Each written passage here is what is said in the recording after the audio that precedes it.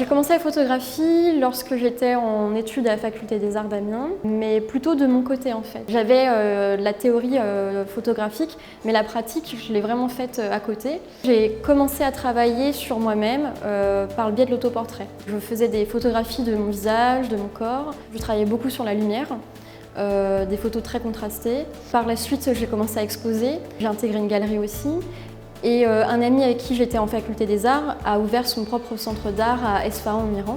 Et il m'a demandé d'effectuer une exposition ou un projet de résidence chez eux. J'ai dit banco, on y va. Il fallait une bourse. Donc en 2016, j'ai demandé une bourse à la région des Hauts-de-France que j'ai obtenue.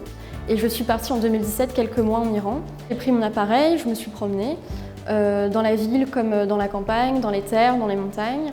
Et j'ai effectué en fait des portraits photographiques d'Iraniens, mais aussi plus simplement des paysages. Les personnes, en fait, ce sont des photographies qui dénotent de ma pratique artistique, car c'était vraiment un essai sur le paysage et la couleur. Parce que notamment, je photographie beaucoup en noir et blanc. Il y a quelques clichés quand même en noir et blanc ici. Lovers, il s'agit d'un couple d'Iraniens à Esfahan, dans un restaurant traditionnel. Les Iraniens ont peu de démonstrations affectives sur la voie publique, mais de temps en temps, ils se prennent la main en catimini ou ce genre de choses.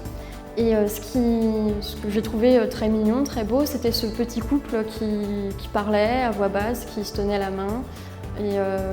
Et donc j'étais en train de manger et je les ai regardés, j'ai saisi mon appareil photo et je me suis dit il faut les prendre en photo ces deux-là et voilà.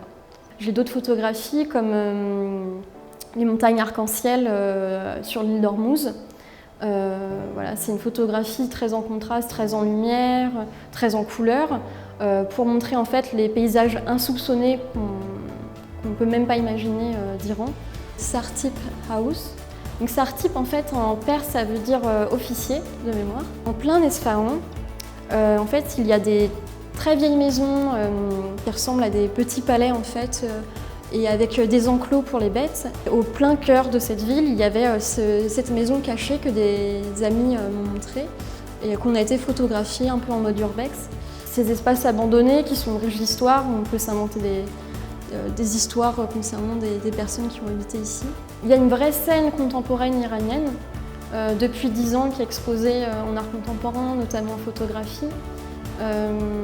C'est ça aussi qui m'intéressait à aller voir sur place. J'ai beaucoup rencontré par exemple de gens réalisateurs qui faisaient des documentaires sur leurs conditions de vie, leurs conditions aussi de vie artistique. Beaucoup de femmes artistes, plus que je l'aurais cru.